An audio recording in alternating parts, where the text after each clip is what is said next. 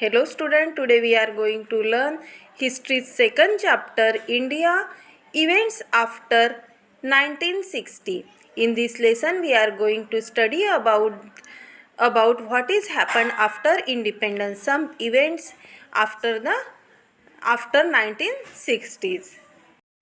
See student, here are given some points of introduction. This is the point of only introduction. So here are given the issues in India after independence: economic, political and social. Which are the issues? Economic, political and social. Second is industrialization. Third is political stability. And fourth is social reforms. See student, first we see introduction of the lesson. We all know that India got freedom in 1947 from British rule. 26 जनवरी 1950 को हमारा जो constitution है वो ready हो गया and from that day we accepted the constitution. Sovereign democratic means nation in which people of that country rule in our country. People take the decision. देखो हमारे country में पीपल जो है वो अपने रिप्रेजेंटेटिव को चुनते हैं. They are having the authority to take the decision. No one take the decision for us. Means हमारे कंट्री में पीपल को इतनी अथॉरिटी है कि वो डिसीजन ले सकते हैं. बाहर के कोई आकर हमारे लिए डिसीजन नहीं ले सकते या हमारे जो डिसीजन है उन्हें इन्फ्लुएंस नहीं कर सकते. That kind of rule is called the sovereign rule. So we adopted the sovereign democratic republic. Democratic means everyone is equal in our country and the people having right to choose their leaders. So sovereign means people are supreme power in this country. In our textbook there are given a preamble. First line of the preamble says that we the people of India are the supreme power of in this country. Nobody is above the people of this country. Even the prime minister elected from the people or citizen of the country. So he is not above the citizen. So sovereign democratic nation established in India.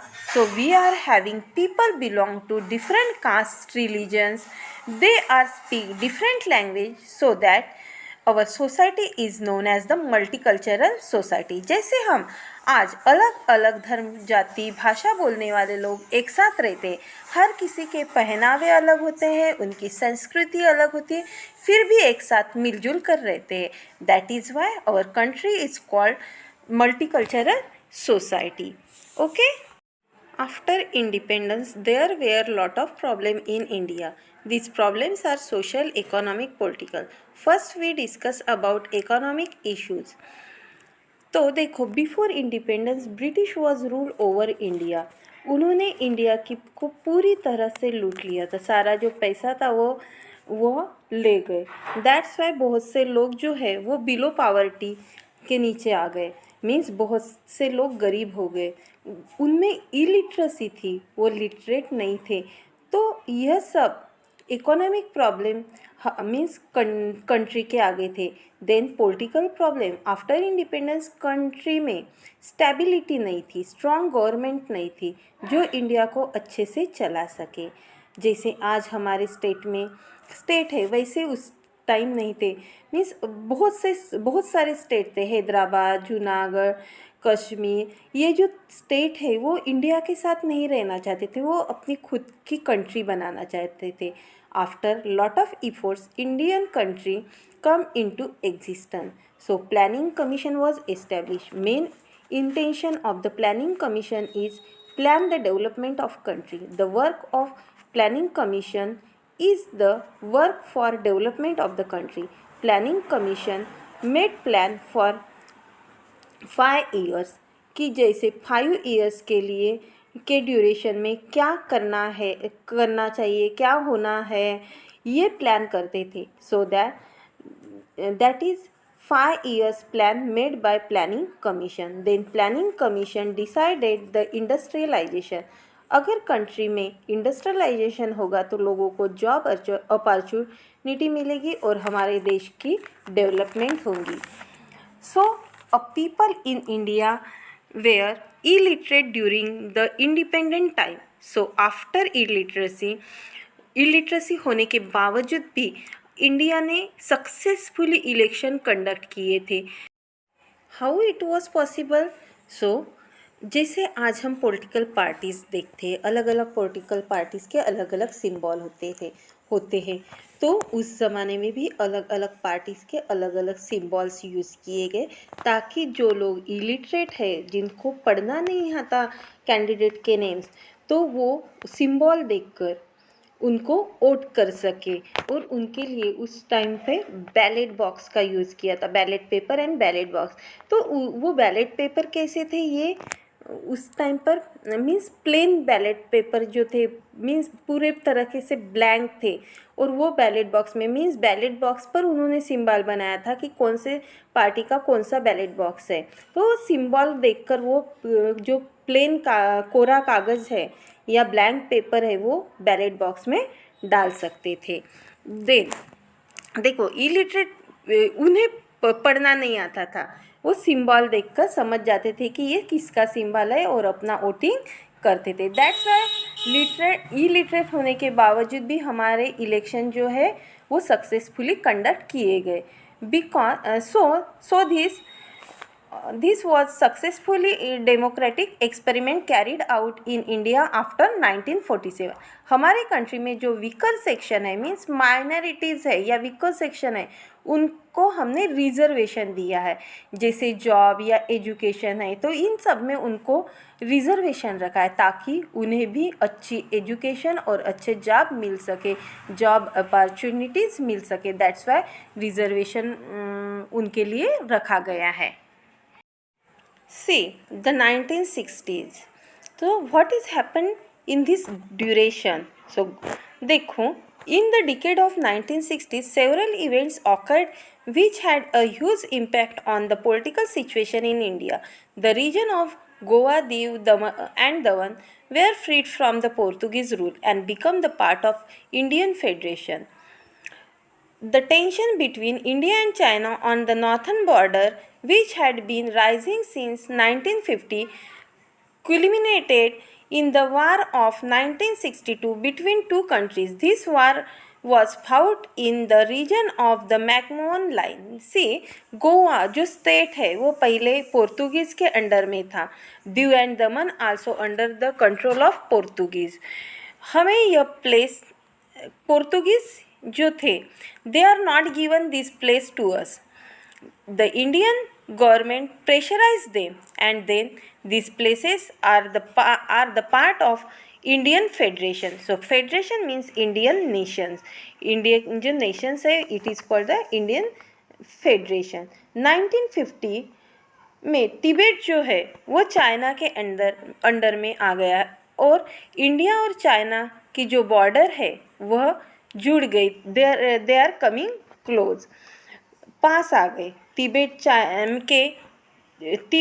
China का part बनने से India और China की border जो है वो एक हो गई। When the Tibet was independent country, India and China was not share their direct boundary.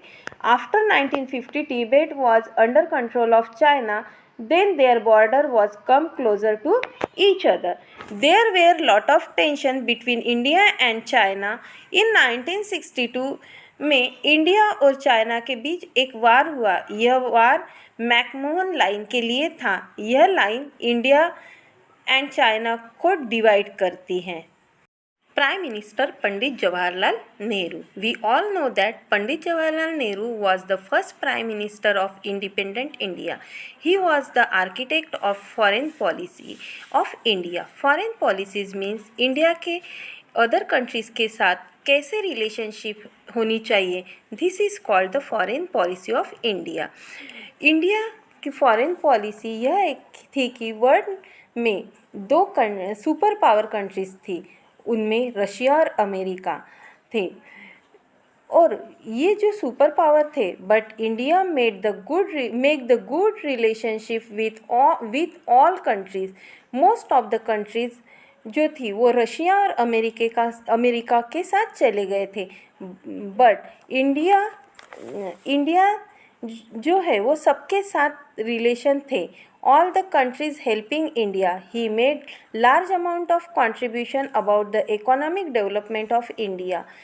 India में जो बड़े बड़े डैम या कंपनीज है ये पंडित जवाहरलाल नेहरू की वजह से है। 1964 में पंडित जवाहरलाल नेहरू की डेथ हुई। चाइना और 1962 में चाइना और इंडिया में जो वार हुआ और उस वार में इंडिया डिफीट हुई थी और उसकी वजह से पंडित जवाहरलाल नेहरू जो थे he was very absent and उनकी 1964 में डेथ हो गई। Minister Lal Bahadur Shastri. Lal Bahadur Shastri succeeded him and became the next Prime Minister of India. During his tenure, India and Pakistan went to war over the Kashmir issue in 1965. The Soviet Russia tried to mediate between two countries. Lal Bahadur Shastri gave the slogan Jai Jawan, Jai Kisan, with which he highlighted the importance of Indian soldier and Indian farmers. Lal Bahadur Shastri breathed his last at Tashkent in 1966.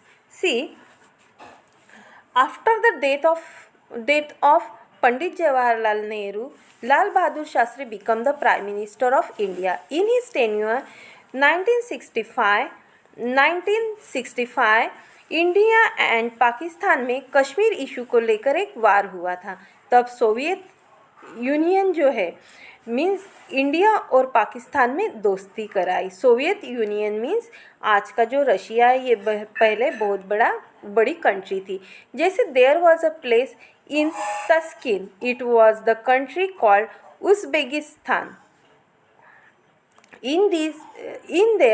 there was an agreement between India and Pakistan. Agreement होने के दूसरे दिन ही लाल बहादुर शास्त्री जी की death हो गई।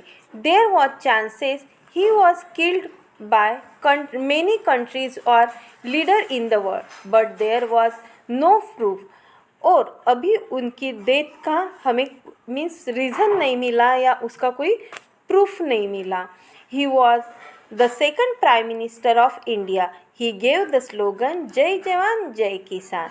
During his time, he was facing a lot of food problems. और food का problem जो था, so he made a lot of contribution to grow the food grains.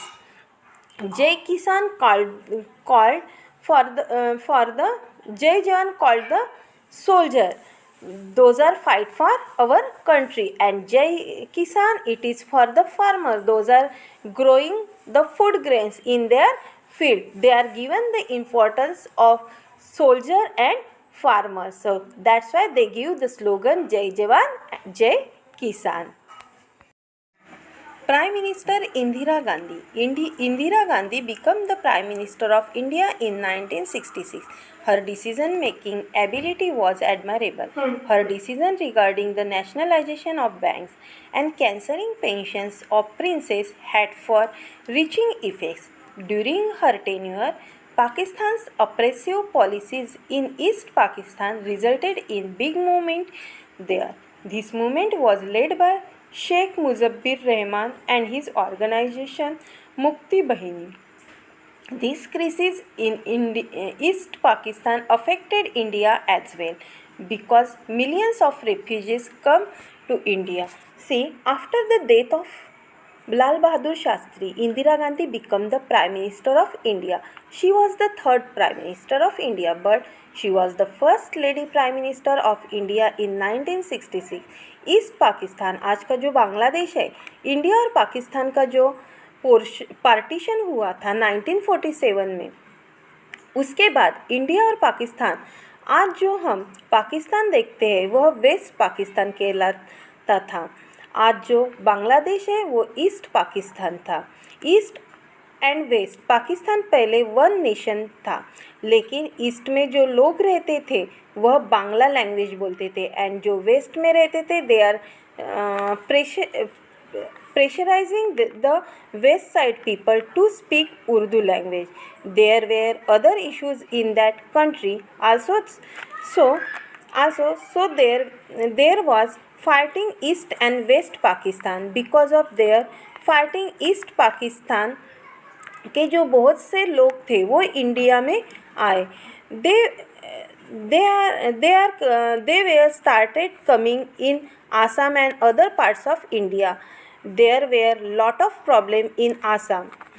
Try to speak with Pakistan, but the Pakistan was not ready to listen. So ultimately India fought with Pakistan and इस बारे में India ने बांग्लादेश को इसके बाद India ने बांग्लादेश को freedom दिया, लिबर्टी दी और नई कंट्री फॉर्म हुई 1971 में जिसका नाम था Bangladesh. Sheikh Muzaffar Rahman, he was the important political leader in Bangladesh. Mukti Bahini, his organization. Refugees, देखो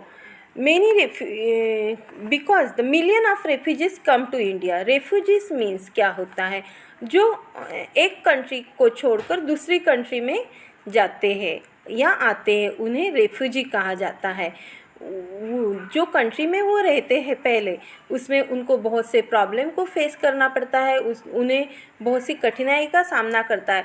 that's why they are living this country and come to another country. These people are called the refugees. Understand? So we are see the 1970s in next part of the video.